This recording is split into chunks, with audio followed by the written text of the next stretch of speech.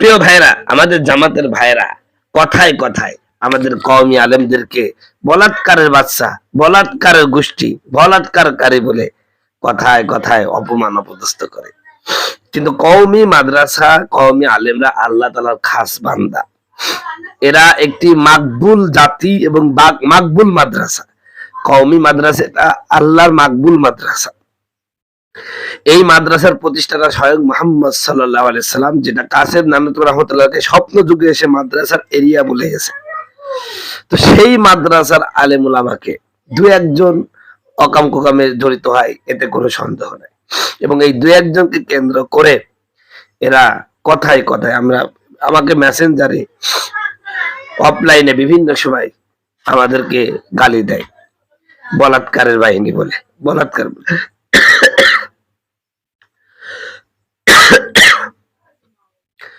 তো আল্লাহ পাক ছাড় দেন, ছেড়ে দেন না। আজ কওমি আলেমদেরকে বলাৎকার হিসাবে জাতির কাছে পরিচিত করতে গিয়ে আল্লাহ পাক এই জামাত ইসলামের এই দলটাকেই গোটা বাংলাদেশের মধ্যে একটা পরকীয়া বাস জাতি হিসাবে, দল হিসাবে পরিচিত করে দিলেন। আপনারা জানেন আজকে পরকীয়া করতে গিয়ে নিজের স্ত্রীর হাতে ধরা খেয়ে উত্তম মাধ্যম খেয়েছেন, চর থাপ্পড় জুতা এগুলো খেয়েছেন। এবং বাংলাদেশের সমস্ত চ্যানেলগুলোতে এটা হাইলাইট হয়েছে। এই জন্য আমি জামাতের ভাইদেরকে বলি, ভাই কওমি মাদ্রাসার দিকে আঙ্গুল তুলবেন না, কওমি মাদ্রাসাগুলোর দিকে আঙ্গুল তুলবেন না। এটা মাকবুল মাদ্রাসা। এই মাদ্রাসায় দু একটা দুষ্কৃতিকারী, ওরা কওমি সন্তান না, ওরা জামাতি করে, এখানে কওমি সাজছে।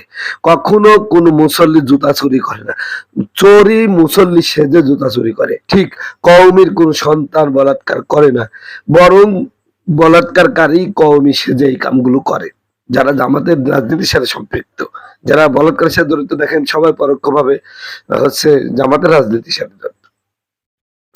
তো আজকে কথায় কথায় এই কথা বলার কারণে কি হলো, গোটা বাংলাদেশে পরকীয়া বাস জাতি দল হিসাবে পরিচিত পেল।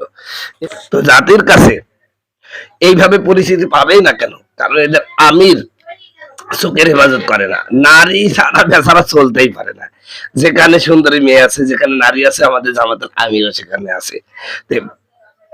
যাদের আমির মেয়ে মানুষ দেখলে মাথা ঠিক থাকে না, তাদের কর্মীরা পরোক্ষ ব্যাস হবে না, কে বলছে? আমি এবার বাস্তব কিছু প্রমাণ আপনাদেরকে দেখাই।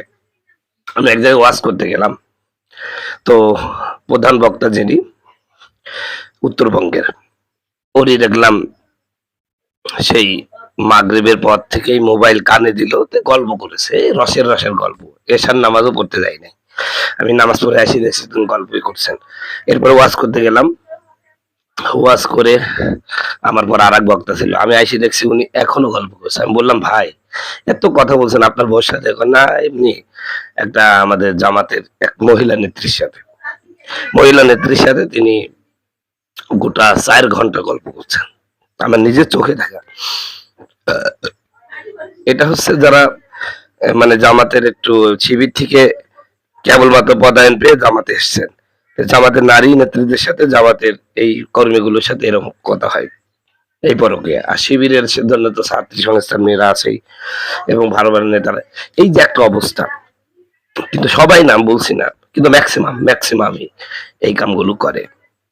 তো এই হিসাবে আমাদের জামাত শিবিরের ভাইরা একটু নারীদের প্রতি দুর্বল বেশি, পরকীয়া প্রেমটা তাদের কাছে একটা বিশাল কিছু। আর যদি দেখা যাচ্ছে কারো বউ মরে গেছে, তো বাস দিনী বোনদের প্রস্তাবের অভাব হয় না, খালি দিনী বোনদের প্রস্তাব দেয়। আমার এখানে একজন বউ মরে গেল, জামাতের একজন ইউনিয়ন শ্রমিক সভাপতি, বেচারা প্রতিদিন গল্প করে, হুজুর আজকে একদিনই বোন আমার সাথে বিয়ে করতে রাজি, আর কাল দিনী বোন একটা রাজি। এইবার দিনী বোনের সাথে গল্প করে 15টা দিনী বোনের সাথে গল্প করছে। এই হচ্ছে আমাদের জামাত শিবিরের ভাইদের পর্দা। পর্দা তো করেই না ওরা, কারণ ওরা পর্দাকে তেমন একটা ফরজ মনে করে না, মনে করেন একটা মানে কোন রকম বোরকা। দেখেন না ওদের বোরকা কি, এটুক বাড়া থাকবে, এটুক বাড়া থাকবে, আর মাঝখানে এটুক কি বলছে, এটুক ঢাকা, এটুক ঢোকা, মাঝখানে বাড়া থাকে। তো এই একটা অবস্থা। তো যাই হোক, এরপরও যদি জামাতের ভাইরা কওমিরা আলেমদেরকে আর অপমান অপদস্থ করেন আর বলাৎকার বলেন, আল্লাহ এসে নিকৃষ্ট কাজ আপনাদের দিয়ে করাবে। এমনি তো বাংলাদেশে আপনারা পরকীয়াবাজ জাতি দল হিসাবে পরিচিতি পেয়ে গেছেন।